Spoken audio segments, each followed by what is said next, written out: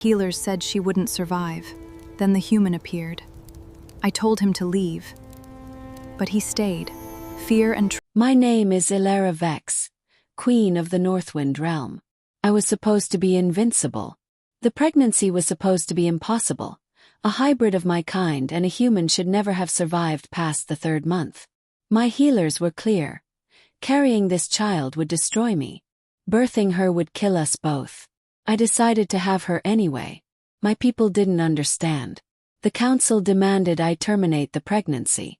My own mother begged me to choose survival over a child that would be neither human nor Velthian, a creature caught between 2 worlds, belonging to neither. Chose her. By the 7th month the complications started. My body was rejecting the hybrid biology. Blood loss that shouldn't have been possible. Fever that no medicine could touch. The healers began to look at me the way people look at the dying. I made camp in the northern mountains because I couldn't bear to see the pity in my people's eyes.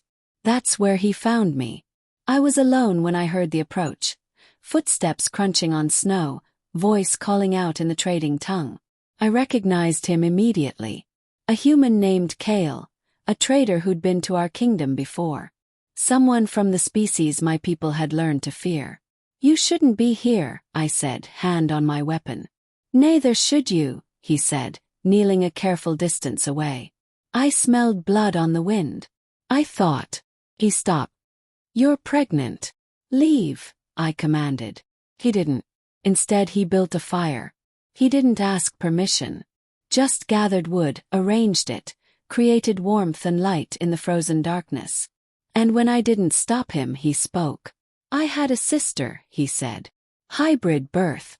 Elven father, human mother. Everyone said it was impossible. Her body was fighting itself the whole time. He paused. She died giving birth. I should have felt vindicated. Instead I felt sick. I won't be like that, I said, though we both knew I was lying. No, he said simply. You'll fight harder.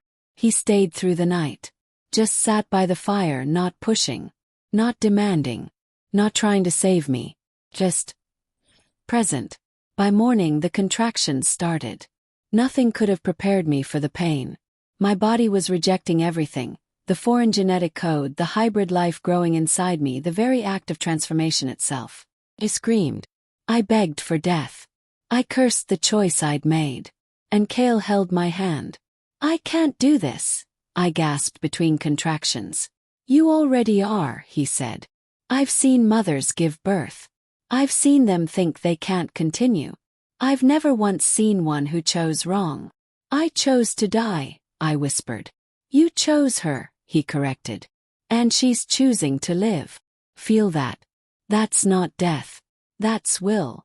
The labor lasted 18 hours. During it, Kale did things no human should have been able to do. He monitored my fever, applied healing salts, sang songs in a language I didn't understand but that somehow steadied my heart. He stayed calm when I was fracturing. He stayed present when I was breaking. When my daughter finally came into the world, she was pale lavender and perfect. And she was breathing.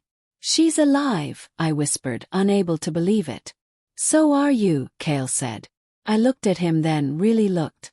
At this human I'd been taught to fear. This creature from a species my people considered dangerous. This man who just delivered my daughter into existence with hands that were gentle and certain. Why did you stay?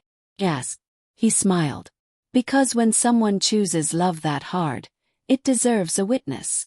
The fever broke 3 days later. The bleeding stopped. My body, having carried the impossible burden, began to heal. The hybrid child, who we named Aelara, showed no signs of rejection. She was strong. She was perfect. She was alive. And it was because a human had been brave enough to stay. Come back with us, I told Kale as we prepared to leave the mountains. Back to the kingdom. My people need to see. See what? He asked. That humans are not what we feared, I said. That may be. We've been wrong about many things. He smiled. That's a bigger conversation than one human can carry. Then we'll carry it together, I said. I held Aelara as we walked down from the mountains, her small hand wrapped around my finger. Kale walked beside us, and with every step, I understood something my people had forgotten. Fear is the absence of understanding.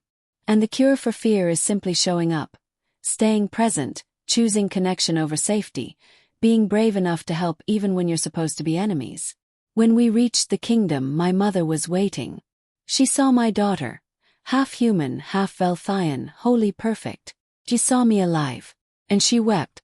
The healers said, she started. The healers didn't know about courage, I said, looking at Kale. My mother followed my gaze. Recognition dawned slowly on her face, the understanding that the human who'd saved us was not a threat.